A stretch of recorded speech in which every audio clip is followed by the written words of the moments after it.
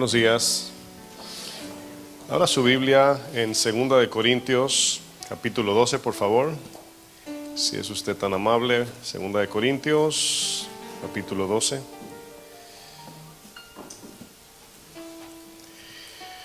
Vamos a continuar con la serie del favor de Dios.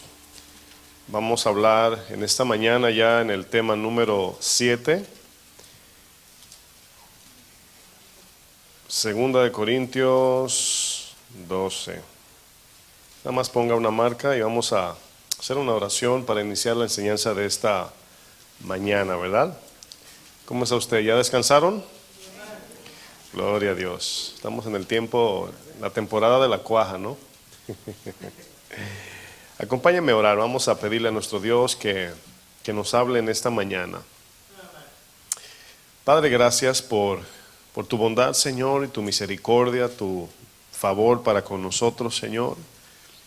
Gracias, Señor, por todo lo que haces en nuestras vidas. Gracias por el tiempo de la alabanza, Señor, que pudimos elevar un cántico de adoración a ti, Señor, reconocerte como Dios Todopoderoso. Te pedimos, Padre, que en ese tiempo de la palabra nos hables, nos ministres, que tu Espíritu sea trayendo convicción en cada uno de nosotros, Señor. Te pido que me des gracia, sabiduría, Señor, y un corazón conforme a ti, Señor, para enseñar, para instruir y predicar tu palabra, Señor. En el nombre de Jesús. Amén. Voy a hablar en esta mañana bajo el tema, el favor de Dios en las pruebas. Ese va a ser el tema que voy a estar compartiendo. El favor de Dios, ¿dónde? En las pruebas. Vamos a leer un texto. Fíjense que el apóstol Pablo, pues el Señor le mostró una revelación del tercer cielo. Se entiende que es el reino de los cielos, ¿verdad? Se lo llevó a la presencia de Dios de manera celestial. Y si usted y yo pensamos, nos ponemos en el lugar de Pablo y pensamos, si tuviéramos nosotros esta revelación, ¿cómo sería nuestro orgullo, verdad? ¿Cómo sería nuestro corazón? Imagínense que uno se aprende 2, 3 textos de la Biblia y ya se cree uno teólogo. Imagínense ahora con una revelación divina. Dice la Biblia que Pablo tuvo que ser sometido a un trato de Dios para que esa revelación no enorgulleciese en el corazón de Pablo y se mantuviera humilde para hacer la obra de Dios. Y es de ahí que vamos a continuar leyendo. Eso que le expliqué es el contexto de lo que vamos a leer. En el verso 8 de 2 de Corintios 12, Pablo aquí habla de la repetida oración a Dios que le quite la prueba, ¿verdad? Que le quite el aguijón. Y dice el verso 8, respecto a lo cual 3 veces he rogado al Señor, ¿qué dice? Que lo quite de mí, ¿verdad? Dice el verso 9, y me ha dicho, bástate mi gracia, porque mi poder se perfecciona en la debilidad. O sea, si tú te crees fuerte, Dios no puede obrar en ti. Dios te dice, no, tú eres fuerte, haz tú la obra. Pero si tú reconoces que eres débil, ¿verdad? Entonces Dios puede trabajar en ti. Esa es la idea. Dice, por tanto, de buena gana me gloriaré más bien en mis debilidades. Si me voy a jactar es de que soy débil, para que repose sobre mí el poder de Cristo. Por lo cual, por amor a Cristo, me gozo en las debilidades, en afrentas, en necesidades, en persecuciones, en angustia, porque cuando soy débil, entonces soy fuerte. Fíjense que cuando nosotros queremos que Dios nos quite las pruebas, yo pienso que es algo natural, ¿verdad? No creo que es malo quererlo, pero la palabra nos enseña que el cristiano debe enfrentar pruebas. Aquí cuando pensamos en hombres y mujeres de la Biblia y decimos, me gustaría ser como tal hombre de la Biblia o tal mujer. Y si vemos una característica, un común denominador en esta persona, es el sufrimiento. Y Pablo le pide al Señor, quítame, Señor, esto. Y el Señor le dijo, no te lo voy a quitar. Porque por medio de ese aguijón, esa prueba en tu vida, es donde yo voy a trabajar contigo. Y eso fue lo que pudo ayudar a Pablo a mantenerse humilde, para él llevar a cabo el ministerio, gracias la misión la comisión que Dios le entregó. ¿Se acuerdan que cuando Jesús hace referencia de Pablo, Jesús dice, es necesario que Él vea cuánto debe padecer por mi causa, ¿verdad? Eso fue lo primero que dijo en Hechos 9. Bueno, existe un concepto o idea errónea de pensar que cuando estamos en medio de dificultades o pruebas dolorosas, pensamos que la solución es que Dios se lleve la prueba. Se conoce el Salmo 34, 19, 18, dice, muchas son las aflicciones ¿de quién? Del justo, y de todas ellas nos librará el Señor. Yo pienso que nuestra humanidad interpreta ese texto, muchas son las pruebas del justo, pero Dios no va a dejar que yo pase prueba. Y no significa eso. El texto significa que en medio de las pruebas el Señor siempre librará tu alma de perderte, de padecer o ¿verdad?, de destruirte. Cuando el Señor detiene a Satanás o permite una prueba que Satanás nos tiente, Dios nos guarda nuestra alma, pero nuestra carne sufre, ¿verdad? Nuestra carne sufre. Muchos piensan que si Dios no sana su enfermedad o si no nos libra de algún problema en particular, ya sean deudas, y piense usted en las deudas. Yo creo que usted, de manera lógica y humana, sentido común, ¿qué pasaría si cada vez que yo me meto en deudas Dios me la paga? ¿Qué pasaría? ¿Usted cree que sería buena paga yo? ¿Usted cree que manejaría bien el dinero? Entonces Dios no puede hacer un abracadabra en las deudas. Entonces si tú te metes en deuda o yo, ¿verdad?, puede que un día Dios haga un milagro, ¿verdad? Diga, ay, Señor me libró de esta deuda que yo no podía pagar. Pero lo hace una vez, quizás dos, no sé. Pero Dios quiere que tú te esfuerces, trabajes, como dice la Biblia, y pagues esa deuda. Entonces es lo mismo con las pruebas. Si Dios te quita la prueba, no vamos a madurar nunca, vamos a ser cristianos débiles. Cada vez que venga una tentación vamos a caer como piso mojado, ¿sí o no?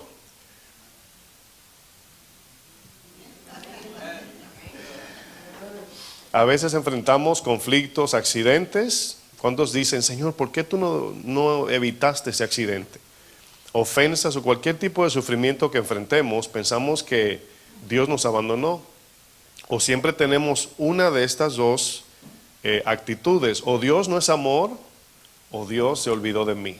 Y mayormente el mundo así piensa, y penosamente muchos cristianos. Como ya hemos dicho antes, pensamos que el sufrimiento es señal de que Dios nos ha abandonado.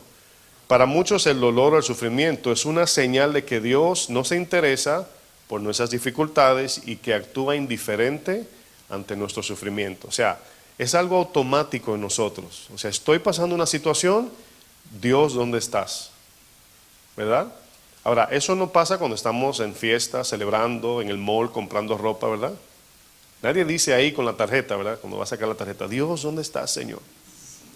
Ahí no, es cuando llega la prueba que nosotros preguntamos, ¿dónde está el Señor? En una ocasión, fíjense la actitud del corazón, ¿verdad? En una ocasión Jesús estaba con sus discípulos en medio del mar. Usted conoce la historia de la tempestad. Si usted me acompaña a Marcos 4, vamos a ver aquí un ejemplo de la actitud del corazón cuando estamos en medio de la prueba. Marcos 4, verso 37.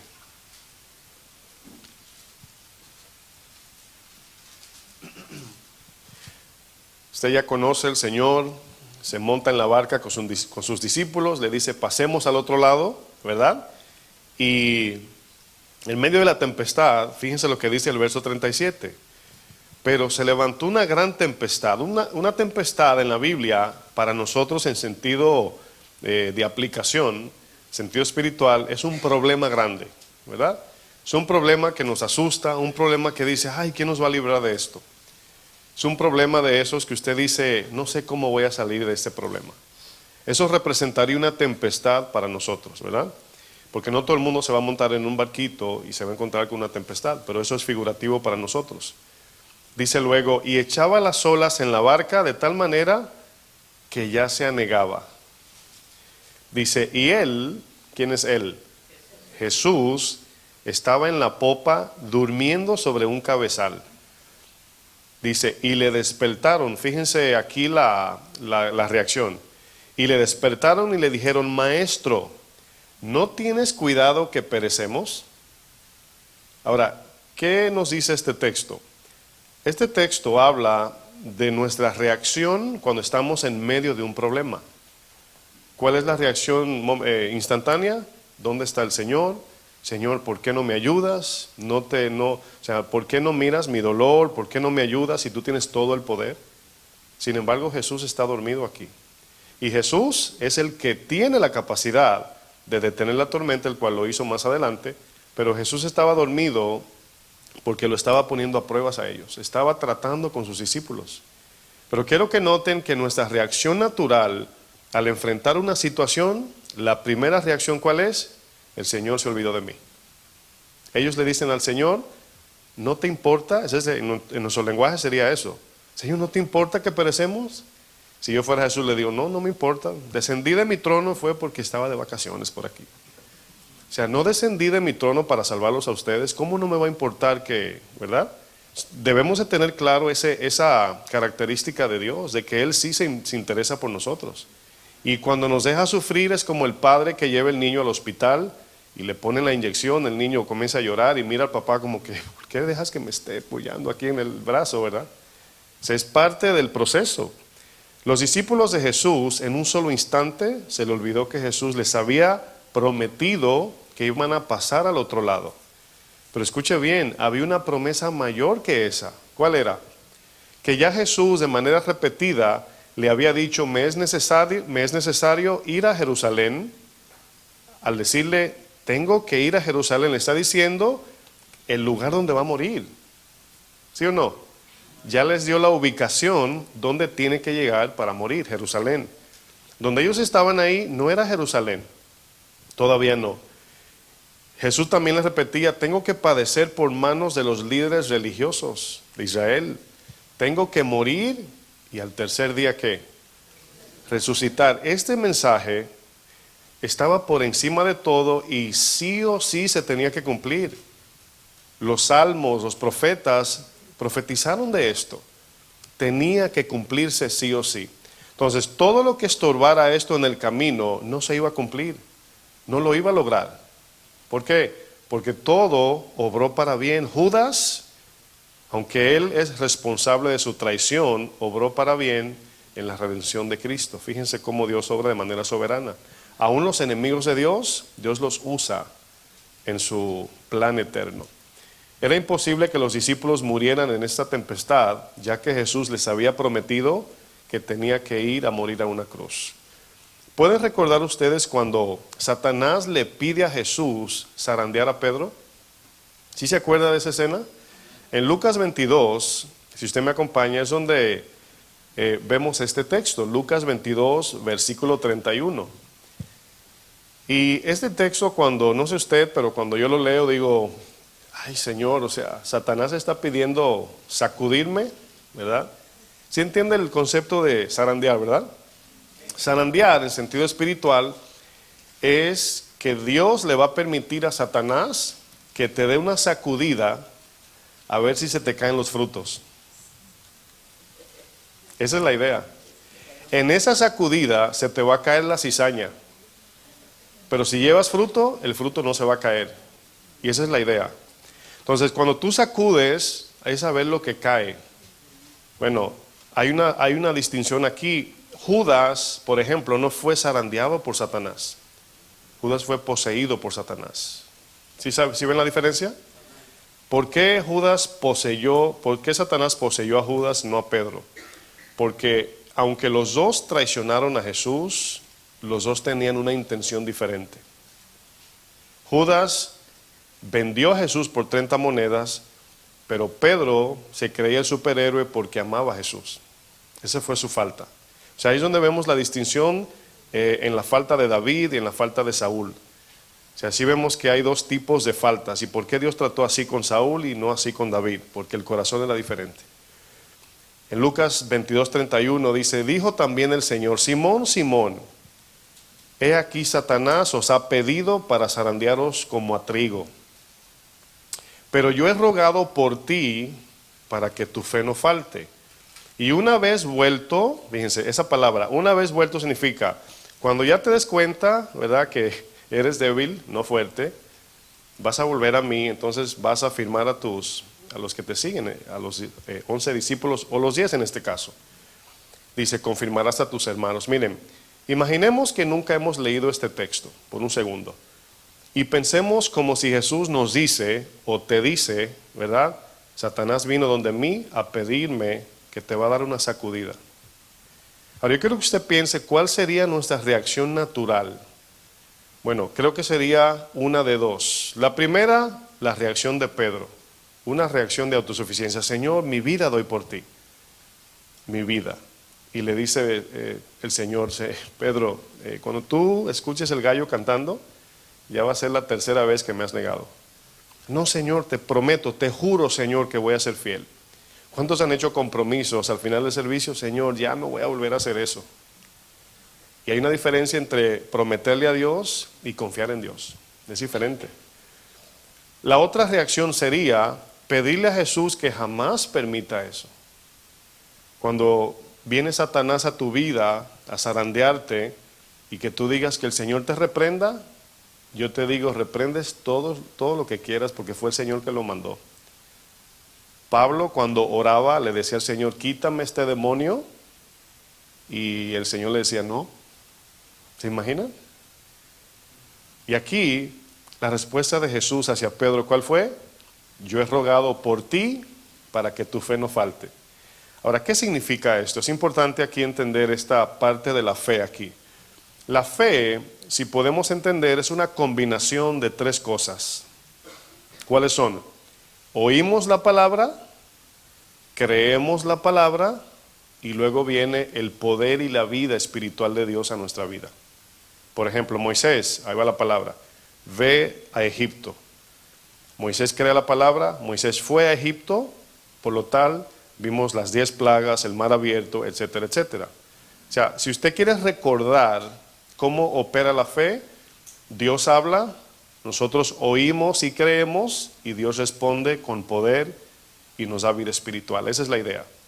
Bueno, aquí nos damos cuenta de que cuando Jesús habla, le dice a Simón en este caso, yo he orado para que tu fe no falte, significa que si Pedro confiaba en Dios, el Señor lo iba a fortalecer para permanecer, ¿verdad? Esa es la idea. ¿Por qué usted cree que el pueblo rebelde y desobediente que salió de Egipto, por qué usted cree que ellos no recibieron la tierra prometida? Pregunto, ¿oyeron la palabra de Dios? ¿Sí o no? Bueno, les faltó algo. Hebreos 4:2 nos dice, ¿qué les faltó? Fe, ¿verdad? Confianza, creer en la palabra. Aquí hoy me están escuchando, los que están aquí, los que nos ven por internet, las palabras del Señor. Pero luego al salir de aquí tenemos que creer esa palabra y ponerla en práctica para ver el resultado. Hebreos 4:2 dice, referencia a los cristianos de ese tiempo, pero en contraste con los que salieron de Egipto. Dice, porque también a nosotros, aquí hablando el autor a los hebreos, eran los hebreos cristianos, se nos ha anunciado la buena nueva. Se comprende que es el evangelio, ¿verdad? Dice, como a ellos. ¿Quiénes son ellos? Los que salieron de Egipto. Dice, pero no les aprovechó el oír la palabra, ayúdenme a leer, por no ir acompañada de fe en los que la oyeron. ¿Por qué no tuvo un buen resultado la fe? O lo que oyeron, mejor dicho, porque no tuvieron fe en lo que oyeron. Oyeron la palabra con un corazón cerrado, superficial, a lo mejor emocional, ¿verdad? Porque Jesús habla de 4 corazones en la parábola del sembrador y dice que el primero cerró su corazón, no me hable de Dios, déjame tranquilo.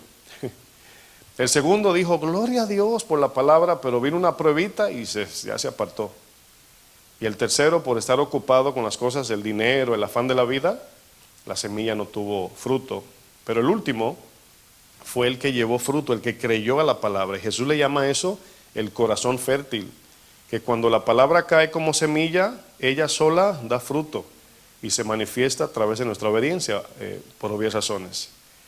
Jesús, mis hermanos, no le quitó la prueba a Pedro de que Satanás lo zarandeara. Jesús le dijo a Pedro, Pedro, solo confía en mí en medio de la prueba y Dios te dará la gracia para que puedas resistir. Dios te dará el favor, la gracia, la capacidad de resistir la prueba. Dios no nos quiere sacar de la prueba, quiere que atravesemos la prueba. Dios no quiere que le demos la vuelta a Samaria, quiere que pasemos por Samaria. Los judíos no querían enfrentar la prueba de los samaritanos y le daban la vuelta. Se iban lejísimo para poder ir al norte de Jerusalén. Y Jesús dijo, me es necesario pasar por Samaria. Samaria representa un problema en tu camino que si no lo enfrentas vas a seguir caminando millas extras en vano. Esa es la idea. Muchas veces lo difícil no son tanto las pruebas, sino confiar en Dios en medio de la prueba. Porque ¿quién no tiene prueba en esta vida? ¿Usted cree que las pruebas son para cristianos nada más? ¿Solamente los cristianos se enferman? ¿Solamente los cristianos son perseguidos? ¿No? Entonces ahí lo que marca la diferencia es ¿qué me pasa a mí como cristiano cuando estoy en una prueba y qué le pasa a un no creyente cuando está en la prueba? Y el resultado es lo que marca la diferencia si soy creyente genuino o no.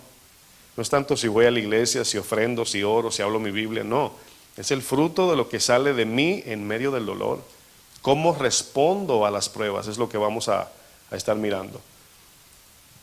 Nosotros tenemos ese clamor, Señor, ayúdame, quítame este dolor. Y es la oración, yo creo que no es mala la oración. Si tenemos una enfermedad, nosotros oramos, Señor, quítame este dolor. Pero luego decimos, como Jesús en Getsemaní, pero si no, hágase tu voluntad, Señor, dame la gracia para resistir. Esta oración no es de duda, esa oración es conforme al plan de Dios. Porque hay enfermedades que Dios te puede hacer un milagro. Ayer escuchamos en la cena de matrimonios un milagro que Dios hizo. No tanto en la cena como tal, sino cuando el pastor Chuy vino, o el pastor Chuy oró, ¿verdad? Y algunos pasaron. Ayer escuchamos ya frutos de eso. Y Dios obró. En otros no lo va a hacer porque Dios trabaja diferente con cada uno. Y es diferente, hay que entenderlo eso y confiar en Dios. El Señor siempre nos va a decir cuando no nos quite la prueba, bástate mi gracia, porque mi poder se perfecciona en tu debilidad. Piense en su corazón que cuando usted dice yo puedo solo, su corazón se llena de un líquido que se llama autosuficiencia. Piense en eso. Cuando ese líquido se acaba, que tú dices yo no puedo solo, tu corazón se vacía y el Señor lo llena de su poder. Esa es la idea cuando Pablo dice, Señor, entonces me someto y aguanto el dolor. Entonces ahí es donde entra el poder de Dios, ahí es donde Dios opera. Pero si nosotros queremos salirnos de la prueba, enfrentarla a nuestra manera, buscar opciones o alternativas humanas, el poder de Dios no se perfecciona en esa debilidad. Preguntamos, ¿cómo opera el favor de Dios en medio de las pruebas? Fíjense que si usted ha leído la Biblia, si por lo menos la ha leído completa, se dará cuenta que hay un común denominador en los hombres y mujeres de fe. Y este común denominador es el mismo. Oyeron la palabra, creyeron la palabra y obedecieron la palabra. O creyeron y vieron el poder de Dios. Oyeron, creyeron y Dios obró. Así de sencillo, se lo puede memorizar. Número 1, oyeron. Número 2, creyeron. Número 3, Dios obró, ¿verdad? Entonces, esto nos ayuda para nuestro diario vivir de saber que no basta con leer la Biblia, no basta con ir a la iglesia, no basta con orar nada más. Esa oración no es mágica, tiene que ahora, voy a orar, pero para ir a hacer lo que Dios me mandó. Josué 3, acompáñenme al versículo 14 de Josué 3, vamos a ver un ejemplo.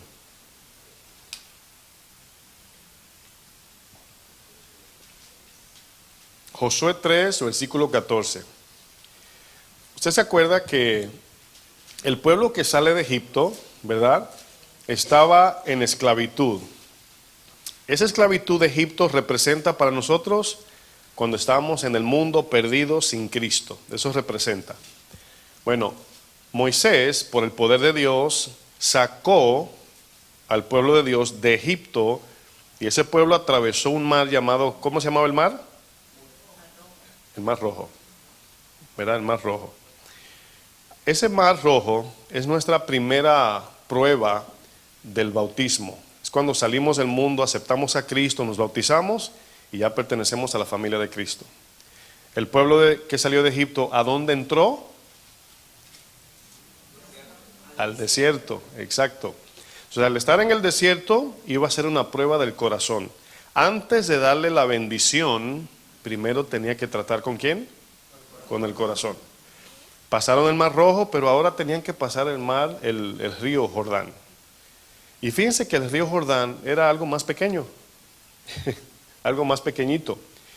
Y allí, usted se acuerda cuando el Señor mandó a los 12 espías, de esos 12 vinieron 10 asustados y 2 confiados. 10 dijeron, ay, los gigantes nos van a pisar así como cucaracha, así dijeron.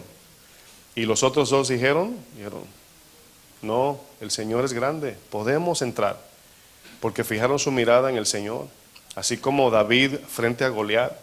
Entonces, cuando estamos frente a un problema, nuestra reacción natural es pensar, porque fíjense, el miedo a los problemas de la vida surgen más porque llega la incertidumbre de cómo se van a resolver.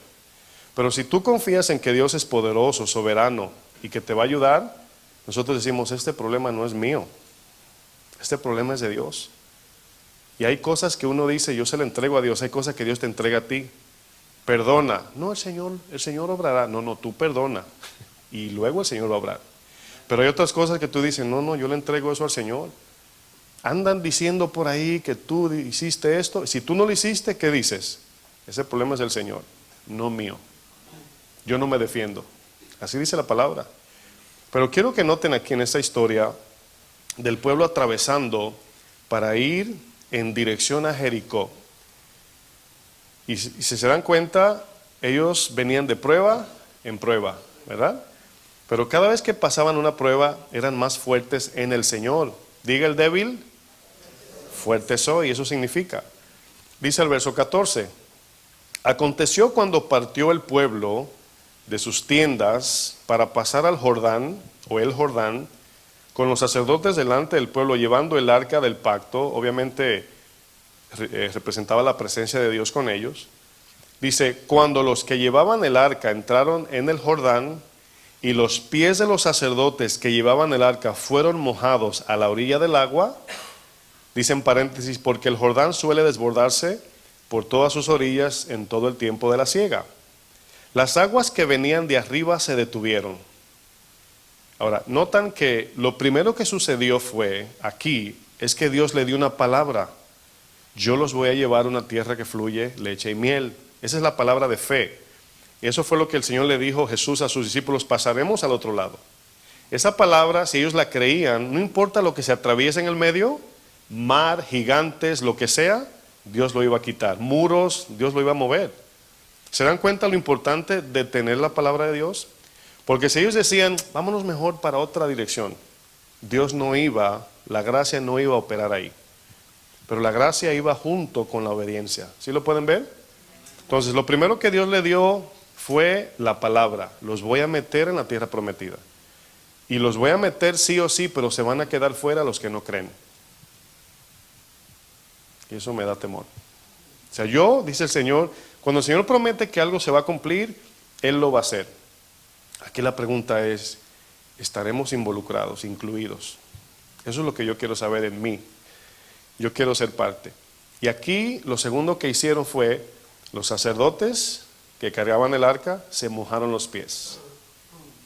Eso fue lo primero que hicieron.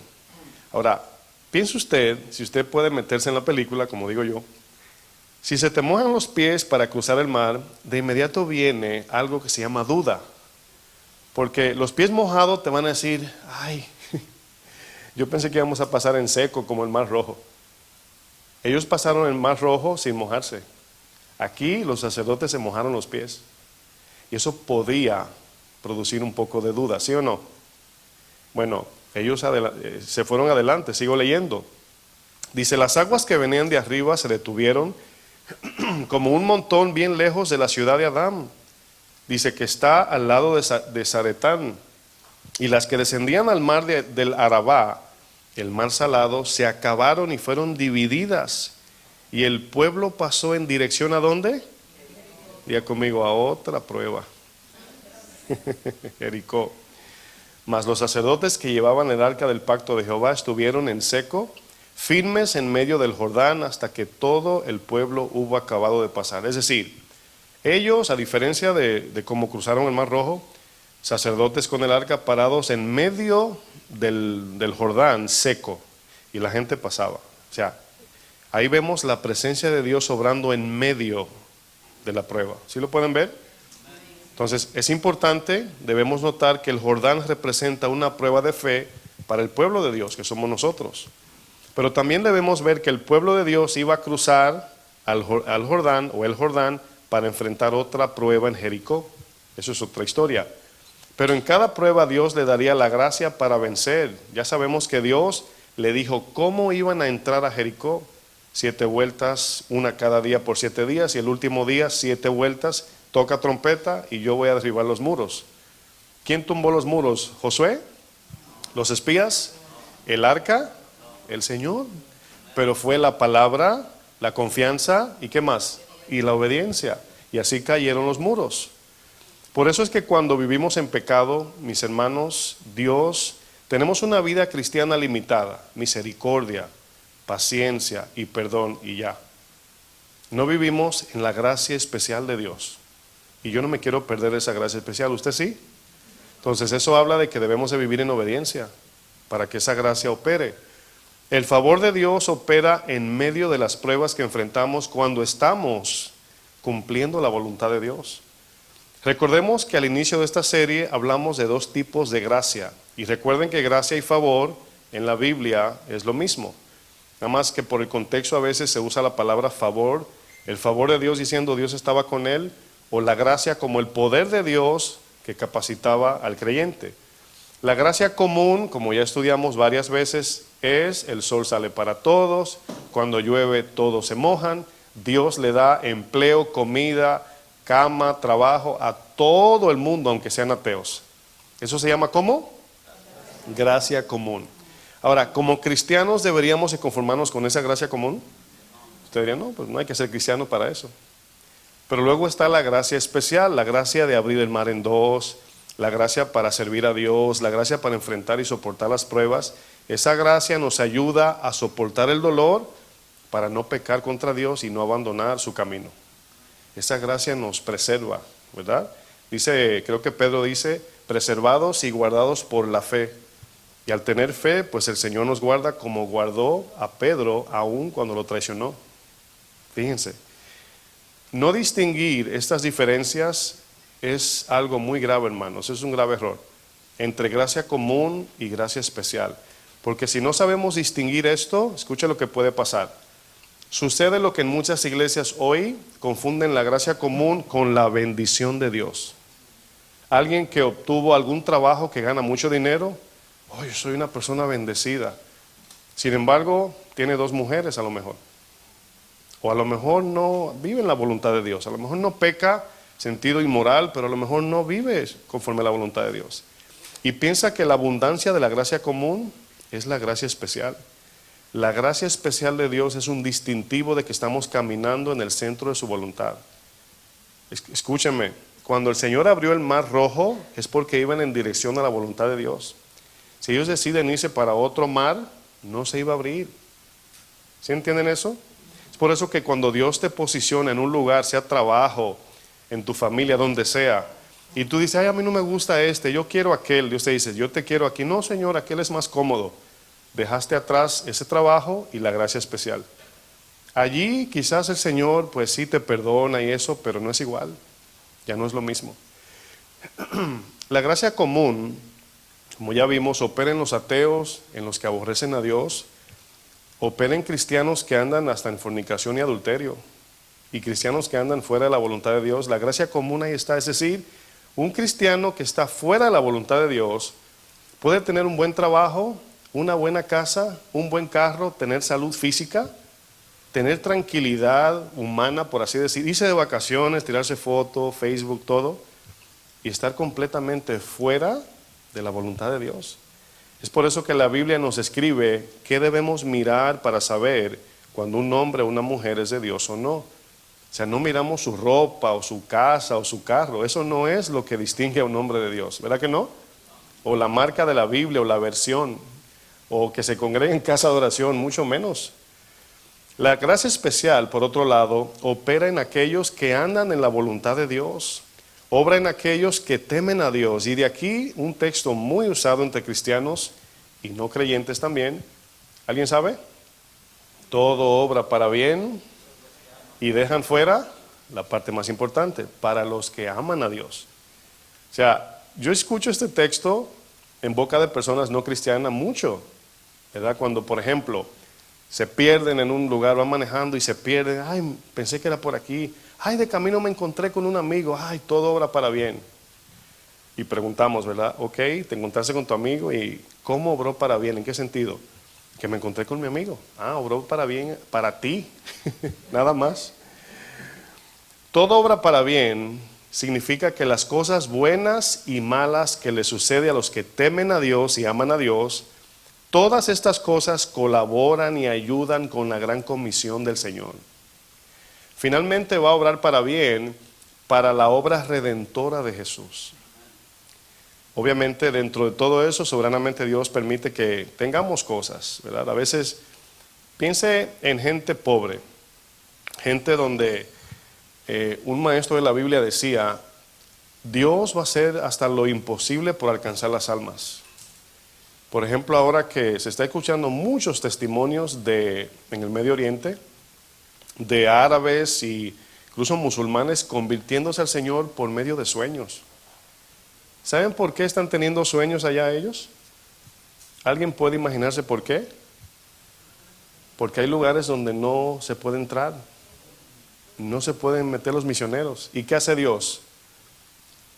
Pues hace la obra como quiera. O sea, por eso es que cuando decimos, se murieron tantos musulmanes en una explosión, como a veces oímos, no debemos decir que no están en la presencia del Señor porque no sabemos. Hay muchos que se están convirtiendo, hay cristianos allí que no lo publican porque lo matan. Y Dios obra de esa manera. A ti, por ejemplo, fulano de tal, Dios le da una carrera profesional que gane 6 dígitos, mucho dinero. Pero va a estar en un lugar donde hay gente rica que no conoce a Dios.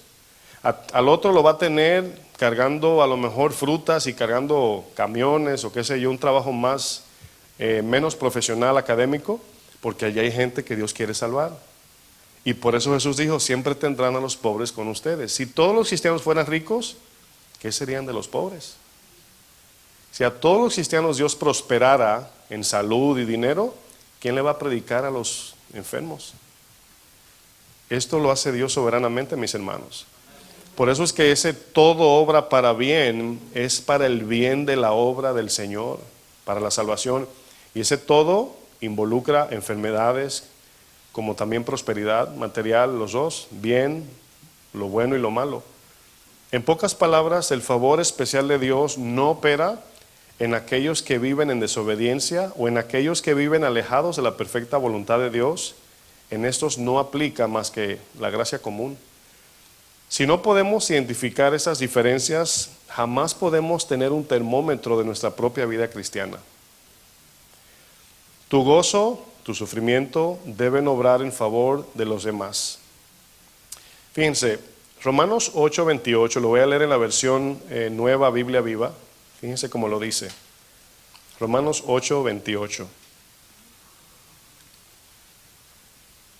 Dice, además, sabemos que si amamos a Dios, acuérdense que cuando la Biblia dice si amamos a Dios, está hablando si obedecemos a Dios. Sí sabe, ¿verdad? Que cuando la Biblia dice el que ama a Dios es el que le obedece. Dice, Él hace que todo lo que nos suceda sea para nuestro bien. Y ese todo es bueno y malo. Dice, Él nos ha llamado de acuerdo con ¿qué? Con su propósito, no el nuestro. Ay, me encontré con mi amigo. Es un propósito personal y muy particular. Qué bueno que te encontraste con tu amigo porque te perdiste y para ti obró para bien. Pero eso no obró para bien a la obra del ministerio para la salvación de todos. ¿Sí logran ver la diferencia? Soberanamente Dios, dentro de su plan eterno, mis hermanos, hace que todo lo que Él haga sea en beneficio de ti y de los que te rodean también. Pero recuerda que Dios siempre pondrá la salvación de las almas por encima de tu beneficio personal y muchas veces por encima de tu salud física. Dios le interesa más salvar una alma que sanar tu enfermedad. Si Él sabe que por medio de esa enfermedad te va a salvar a ti, no te va a sanar. Y así es como Dios hace las cosas. El favor especial de Dios, hermanos, nunca abandonó a José. Nunca. ¿Saben por qué no? Porque José fue un hombre fiel en todo. No importaba la situación o en el lugar donde se encontraba, siempre José fue fiel. Y por eso el favor de Dios siempre estuvo con él y todo lo que hacía, Dios lo prosperaba. En la enseñanza pasada pudimos ver cómo la mujer de Potifar, el amo de José, puso sus ojos en José. Y esta mujer acosaba a José todos los días y ya pudimos ver cómo José guardaba su mente y guardaba su corazón para no pecar con esta mujer. Finalmente esta mujer acorraló a José en Génesis 39:12. Fíjense lo que dice. Génesis 39, versículo 12. Dice, y ella lo asió de su ropa, o por su ropa lo agarró, diciendo, duerme conmigo. Entonces él dejó su ropa en las manos de ella y huyó y salió. Cuando vio ella que le había dejado su ropa en sus manos y había huido fuera, llamó a los de casa y les habló diciendo, mirad, nos ha traído un hebreo para que hiciese burla de nosotros. Vino él a mí para dormir conmigo y yo di grandes voces, dice ella. Y viendo que yo alzaba la voz y gritaba, dejó junto a mí su ropa y huyó y salió. Y ella puso junto a sí la ropa de José hasta que vino su señor a su casa.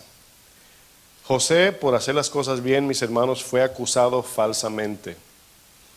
Esta es otra característica de los hombres y mujeres de la Biblia que cumplieron la voluntad de Dios cuando fueron acusados de manera falsa. Y cuando tú o yo seamos acusados de manera falsa, dentro de esa calumnia hay dos cosas que Dios quiere tratar contigo. Tu deseo de reputación personal y tu confianza en ti mismo, tu imagen. Por ejemplo, sabemos que cuando somos acusados de manera falsa, mientras se investiga el caso, la gente te difama. ¿Sí o no? ¿Y de qué nos da deseo? ¿Alguien sabe? De defendernos, de decir yo no lo hice, te lo puedo probar y comprobar y poner un banner en el Facebook, me humillaron, esto, lo otro. Y Dios quiere que en medio de ese proceso de acusación falsa tú no digas nada, porque Él es el que va a sacar a su tiempo, a su debido tiempo a la luz, la verdad. Miren, la verdad opera con el tiempo, ¿sí sabía eso? Cuando alguien dice algo y es mentira, es cuestión de tiempo nada más, para saber si es verdad o no. Entonces, nosotros tenemos que callar y sufrir el oprobio para que Dios obre y a su debido tiempo, así como con Jesús y todos los que fueron acusados falsamente, puedan ser por Dios justificados. José, fíjense, no dijo nada, no se quejó. Y eso es lo que vemos en la Biblia. Aquí vemos tres cosas importantes. Aquí vemos la acusación, la evidencia, que es muy importante, y número 3, los testigos. La mujer de Potifar acusó a José falsamente. La mujer de Potifar tenía en sus manos una evidencia de José. Esto lo hacía ver aún más ante los ojos del mundo culpable. Pero hay aquí en este evento dos testigos. Uno de ellos es la mujer. ¿Y el segundo? José no puede ser porque es el acusado. El Dios omnisciente y omnipresente era el testigo fiel de José. El que todo lo ve. Diga conmigo, el que todo lo ve. Es por eso que cuando estamos a solas, debemos de recordar que Dios todo lo ve. José tenía solo un testigo a su favor, mis hermanos, nada más y nada menos que Dios mismo. Esto nos da una lección de vida. No podemos evitar ser acusados falsamente. No lo podemos evitar. Lo que sí podemos hacer, ¿sabe qué? Es confiar en Dios. Y va a doler porque durante el tiempo que salga a la luz la verdad, vas a tener que sufrir. Te van a calumniar y van a decir, es que dijeron que tú. Y Jesús, cuando lo acusaban, ¿qué hacía? Vamos a Primera de Pedro 2 para ver un ejemplo de cómo Jesús respondía. José tenía esto tan claro que jamás se quejó contra aquellos que le acusaban falsamente. Y yo sé que para muchos de nosotros eso es difícil de soportar. ¿Sabe por qué? Porque tu imagen se va a ensuciar. Tu reputación va a ser tirada por el suelo. Van a decir cosas de ti que tú ni te imaginabas hacer. Y ahí es donde tú tienes que esperar en Dios. Si no hiciste nada, si eres inocente. Porque Dios no va a hacer justicia sobre el culpable en el sentido de sacar la cara por él, ¿verdad que no? Primera de Pedro 2:20, ¿están ahí? Dice, pues, escuche este principio bíblico, ¿verdad? ¿Qué gloria es si pecando sois abofeteados y lo soportáis? Cuando usted trabaja en un lugar secular y usted no hace lo que tiene que hacer, si tienes uno de esos jefes que te grita en la cara, pues me imagino que usted como buen cachorrito, ¿verdad? Y se queda ahí calladito, como el perrito que entra el rabito entre sus piernas, se queda calladito. Eso es lo que el texto dice. Si ustedes cuando hacen lo mal hecho le llaman la atención y les duele, ¿qué gloria tiene eso? Ninguna.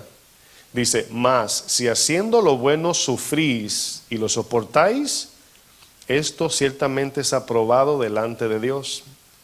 Pues para esto fuisteis llamados, porque también Cristo padeció por nosotros, dejándonos ejemplo para que sigáis sus pisadas, el cual no hizo pecado ni se halló engaño en su boca, era inocente completamente, quien cuando le maldecían no respondía con maldición.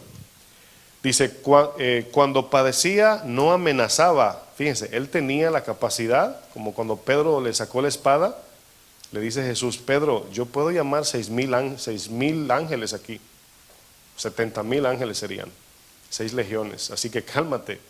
Por eso dice, cuando sufría, no amenazaba. ¿Se imagina Jesús en la cruz diciendo al que lo clavó, no te apures? Ay, ¿se imagina? No, le dijo, Señor, perdónalo, no sabe lo que hacen.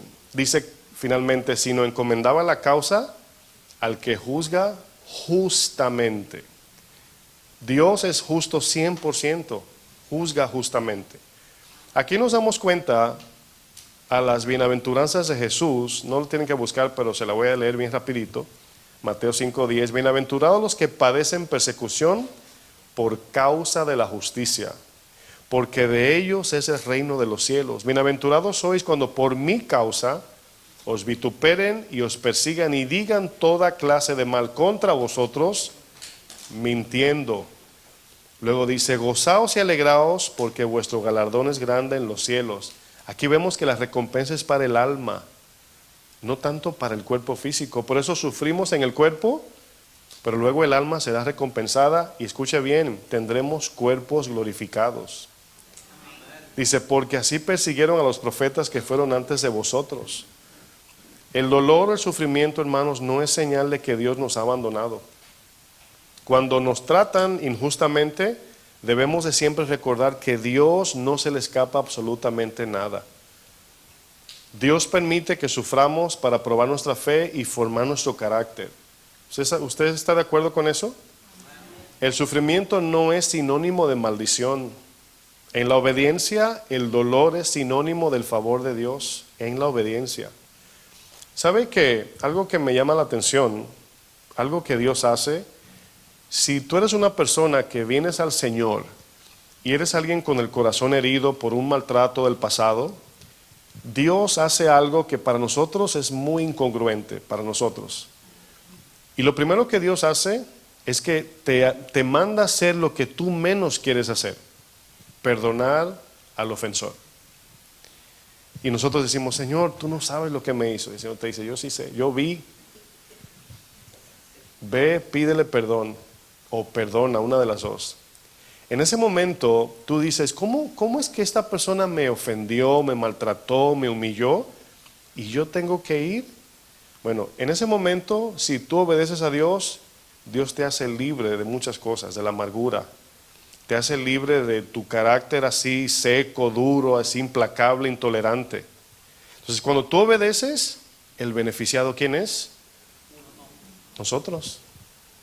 Pero ahí es donde la palabra dice, confía en mí, te voy a decir que hagas cosas que no van a tener sentido para ti, pero hazlo.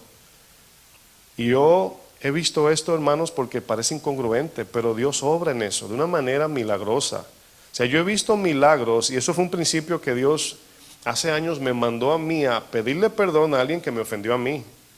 Y yo no lo entendí, lo hice, y yo vi, mi esposa es testigo, vi un milagro impresionante. Pero ahora, cuando alguien viene a la iglesia y busca un consejo, y yo veo que la persona me dice, pastor, es que esta persona me hizo esto, y veo como que tiene mucha amargura, le digo, ve, pídele perdón. ¿Y cómo, pastor? ¿Que yo le pida perdón? Yo, no, usted se equivocó. Digo, no, a lo mejor soy equivocado, pero te va a hacer bien, pídele perdón. Pero fue él que fue ella, está bien. Pídele perdón para que seas libre. Y ahí Dios obra, hermanos, de una manera que no entendemos. Por eso es cuando decimos que Dios quiere que nosotros enfrentemos. Dios no quiere que suframos. Dios quiere que soportemos cuando venga el sufrimiento. Es diferente, porque luego decimos, ¿cómo Dios de amor permite? Tiene que permitirlo. ¿Cuál fue la actitud de José cuando le acusaron falsamente? Vamos a Génesis 39, 19. Fíjense lo que dice. Génesis 39, 19. Ya para terminar. Dice, y sucedió que cuando oyó el amo de José las palabras que su mujer le hablaba, diciendo, así me ha tratado tu siervo, se encendió su furor y tomó su amo a José y lo puso en la cárcel donde estaban los presos del rey, y estuvo allí en la cárcel. Esta acusación falsa contra José, mis hermanos, hizo que su amo Potifar perdiera toda la confianza en José de manera injusta. Todo lo que Potifar depositó en José, delegó a José, esa confianza de que Potifar se iba a las guerras y estaba tranquilo, se perdió por una falsa acusación. ¿Usted cree que duele cuando somos acusados de manera falsa? Yo creo que cuando te acusan siendo culpable duele. Imagínate cuando no eres culpable. Especialmente cuando eres alguien que tú dices, es que yo no soy capaz de hacer eso.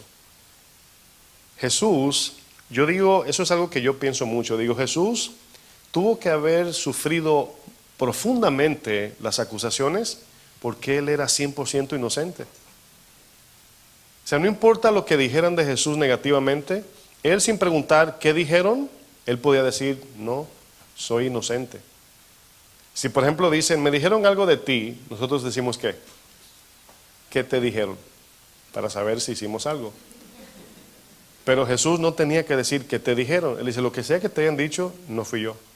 Soy inocente. Jesús podía hacer eso.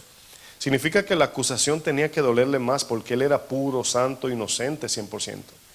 Y cuando alguien que no es capaz de hacer alguna de las cosas por las que son acusados, duele más. Es como cuando una mujer casta, prudente, es acusada de estar con otro hombre sin esa mujer ni siquiera, me imagino la vergüenza, cómo se siente el descrédito, porque esta mujer es una mujer buena. José en este caso fue acusado de algo que él todos los días se negaba por lealtad a su amo y por amor a Dios. ¿Cómo le haría yo este grande mal a Dios? ¿Cómo haría yo este grande mal? La actitud de José, mis hermanos, al ser acusado falsamente, hace una pregunta para nosotros. ¿Has considerado que el lugar donde estás como cristiano, Dios espera una respuesta de ti, de las personas que están contigo? Miren, temprano en mi caminar cristiano el Señor me habló, me dijo, donde quiera que tú estás, que yo te permita estar o yo te ponga, yo espero de ti una respuesta, de ser luz y de predicar el Evangelio. A veces no tenemos la oportunidad, se entiende, pero Dios mira tu corazón de que buscas la manera, buscas la forma de cómo saludar a alguien. Y si tú eres introvertida como persona y no hablas, pues tienes que cambiar, porque para poder predicar, ¿qué hay que hacer? Hay que hablar. Ay, es que a mí la gente me da miedo. Que Dios te dé la gracia. Pero Todos debemos de compartir, dar de gracia de lo que gracia hemos recibido. Quiero que noten cómo respondió José a dos cosas durísimas. Número uno, una acusación falsa. Número dos, ir a la cárcel. Está impresionante. Aquí el enfoque es ahora, ¿qué va a hacer José? ¿Qué harías tú? Esa es la pregunta. ¿Qué harías tú? Bueno, yo convocaría a un grupo de gente con pancartas a una protesta y que escriban bien grande Fleming inocente y salgan a las calles a protestar, humanamente hablando, claro. Trataría de, no, yo tengo que hablar con Potifar. Potifar, créeme, no fui yo. O sea, esa es la humanidad, ¿sí o no? Pero quiero que note lo que dice Génesis 39:21. Miren cómo reaccionó José. Dice, pero Jehová, lean conmigo, estaba con José. Todavía, ¿dónde estaba José aquí? En la cárcel. Dice, y le extendió su misericordia. ¿Se imaginan las personas que van a la cárcel como cristianos y piensan que el Señor se quedó afuera? Hace no mucho escuché un testimonio de un criminal que entró a la cárcel, se convirtió dentro de la cárcel y le bajaron la sentencia por su conducta, su testimonio. Le bajaron muchos años. Cuando iba a salir, dice que no quería salir. Dijo, no me quiero ir, necesito predicar allá adentro a la gente. Dice, allá afuera yo estaba preso y aquí adentro estoy suelto. Soy libre dentro de la cárcel, dijo. Y yo dije, wow. O sea, ya era el tiempo de salir. Y dice, no me quiero ir. Y le permitieron abrir una pequeña iglesia donde él todos los días va. O sea, es impresionante lo que Dios hace, ¿sí o no? Dice, continuó leyendo. Y le dio gracia en los ojos del jefe de la cárcel, igual que con Potifar.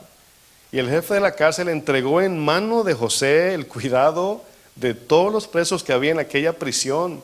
Todo lo que se hacía allí, José lo hacía. No necesitaba atender el jefe de la cárcel cosa alguna de las que estaban al cuidado de José. Eso significa que José era bien responsable. O sea, él no tenía que preguntarse, ¿quién lo hizo? ¿Fulano? No. Lo va a hacer bien, tranquilo. Porque Jehová estaba con José, lean conmigo, y lo que él hacía, Jehová lo prosperaba. Quiero que noten esto. En el concepto del mundo, prosperar dentro de la cárcel es de locos. ¿Sí o no? ¿Cómo le fue a fulano? El Señor lo ha prosperado. ¿Y dónde vive? ¿Qué casa tiene? En la cárcel.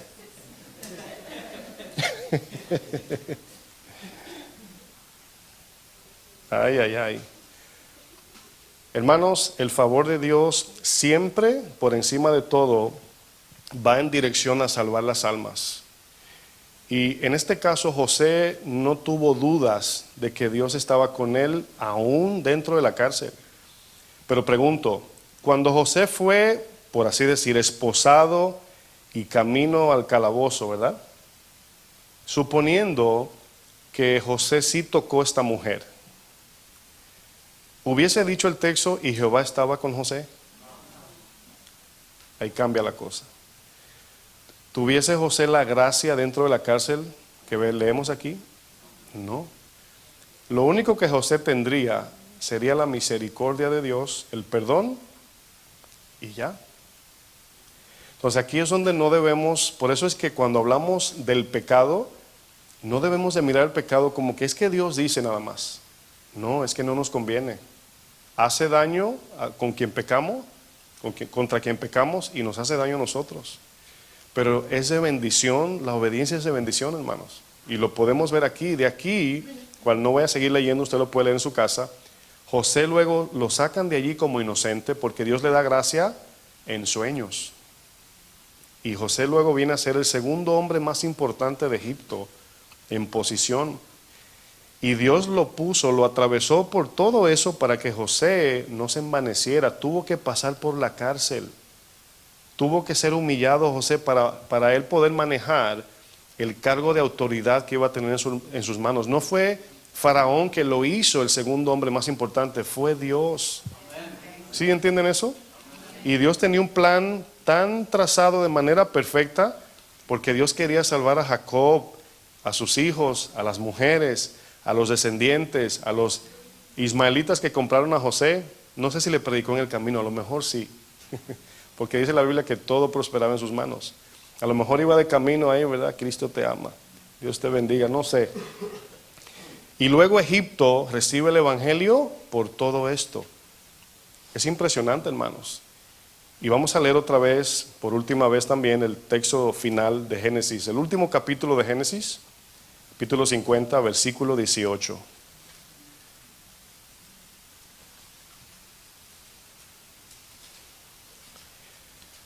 Aquí ya José en posición muy alta, como autoridad en Egipto, tenía ahora que enfrentar un monstruo José, para ver si en verdad Dios había obrado en su corazón. Perdonar. Tremendo monstruo, ¿no? Perdonar es algo muy grande, hermanos. Y aquí no solamente perdonar. Sabemos, tú dices, por ejemplo, si tú confiarías algo, diríamos, pues si es de la familia, más fácil. Escucha bien, ¿verdad? Confiar algo. Pero funciona de manera inversa cuando un familiar te traiciona. Duele más cuando uno de los tuyos te traiciona. Y no fue uno, fueron 10 hermanos que lo traicionaron. 10 hermanos. José, me imagino que el dolor, ahí está. Recuérdense que cuando perdonamos es a pesar del dolor, no es que se va el dolor. Cuando comenzamos a perdonar todos los días, 70 veces 7, Dios va sanando tu herida, al punto que te hace una persona perdonadora. Pero el dolor, al pensar en lo que te hicieron, va a doler. Cada día menos y menos, a medida que se practique el perdón. Pero ahora vienen estos hermanos de José, que traicionaron a José, y ahora están en las manos de José, que él puede hacer así. Nada más, así como cáscara de huevo. Ese tipo de poder tenía José. Dice Génesis 50, 18, vinieron también sus hermanos y se postraron delante de él y dijeron, henos aquí por siervos tuyos. Y les respondió José, no temáis. Y luego le dice, fíjense, con toda y la autoridad que tenía, nunca pensó que era más que nadie. Dice, ¿acaso estoy yo en lugar de Dios? ¿Acaso estoy yo en lugar de Dios? Dice, vosotros, y aquí va a identificar que lo que hicieron estuvo mal. ¿Por qué tiene que sacar eso? ¿Por qué no dice, o sea, no seas rencoroso, José, ya no menciones eso? No, hay que identificarlo para que no lo vuelvan a hacer. Porque el perdón, ¿se acuerdan de la mujer samaritana? Sí, te voy a bendecir, pero búscame tu marido. O sea, arrepiéntete es la palabra. Arrepiéntase de lo que hicieron. Ustedes lo que hicieron contra mí, lo hicieron con mala intención, lo planificaron a mal. De su corazón torcido, inventaron esto y me hicieron una gran maldad. Dice, mas Dios lo encaminó a bien. Aquí es donde el texto de todas las cosas obran para bien, para los que aman a Dios, aquí opera. Dice, para hacer lo que vemos hoy. Este es el bien de Romanos 8:28. Para hacer el bien que vemos hoy, para mantener en vida a mucho pueblo. Por eso Dios permite en tu vida que atravieses dificultades. Dice el 21, ahora pues no tengáis miedo. Yo os sustentaré a vosotros y a vuestros hijos. Y dice, así los consoló y les habló al corazón. Fíjense que a mí me ha pasado muchas veces por la cabeza, a veces me hago la imaginación de la persecución de la iglesia, muchas veces lo pienso, y me imagino yo en la cárcel, me imagino yo si me meten preso, todo eso yo lo he pensado. No sé si usted lo ejercita eso, pero yo lo he pensado. Y de inmediato digo, bueno Señor, tú eres soberano, donde quiera que tú me pones, yo sé que quieres hacer algo. Ahora mismo estoy sirviendo como jurado en la corte de aquí del Bronx y hay mucha gente allí. Le decía a mi esposa bromeando, todos los policías me conocen ya. Ya llego, porque tengo un termito y a un policía le gustó mucho. Y me dice, oh, I know who you are, you're the thermos guy. Y ya por ahí comienza una conversación. Y así comienza uno a abrir puertas hasta predicar. Y ya le he predicado a un buen grupo ya. Bueno, la gente que va a ese jurado, ya les pregunté cuántos han ido, algunos levantaron la mano. La gente llega con un enojo y una incomodidad y, ay, yo me quiero ir para mi casa, ¿y cuándo se va a acabar esto? Fíjense, allí el Señor nos prueba también. Y uno tiene que ajustarse y aceptar donde Dios nos ha puesto. Por eso le decía a mi esposa, le digo, no, lo estoy disfrutando porque Dios me puso allí y Él quiere que yo haga algo y se torna interesante. ¿Por qué? Porque ahora estoy sirviendo a Dios allí. ¿Sí ven la diferencia? O sea, voy a actuar como todo el mundo que se quiere ir para su casa y, ya que acaban el caso, ese cualquiera culpable, inocente, no importa, ya para irnos a la casa. Y siempre es lo que hemos visto, hacer lo correcto cuesta más, ¿sí o no? Pero la gracia nos va a capacitar, nos va a dar la fuerza, la sabiduría, no importa lo que estemos atravesando. Cuando estés en ese momento de dolor en tu trabajo, donde sea, o con alguien difícil, dile, Señor, dame la gracia. Y en ese momento que la pidas y camines en obediencia, el Jordán se va a abrir. Esa es la idea. ¿Amén? Póngase de pie, por favor.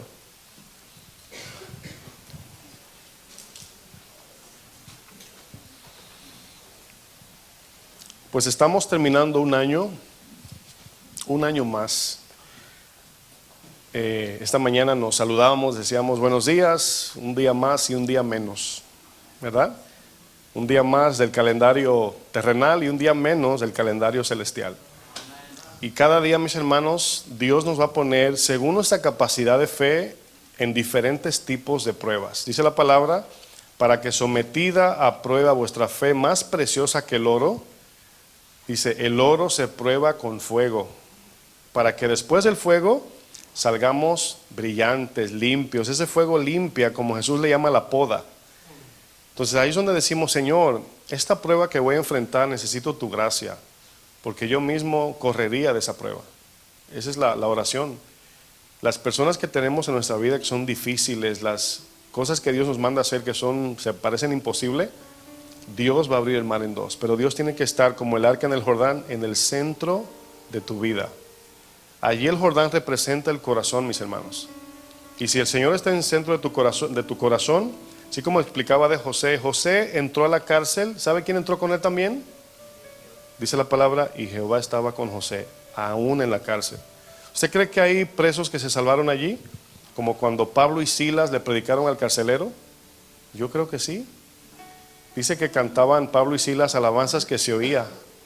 Imagino que los que estaban allí oyeron y vieron la obra milagrosa y se salvaron. La Biblia no menciona a todo el que se salvó, pero en el cielo vamos a ver por tal verdad, obra que se hizo, cuántos se salvaron, mucha gente.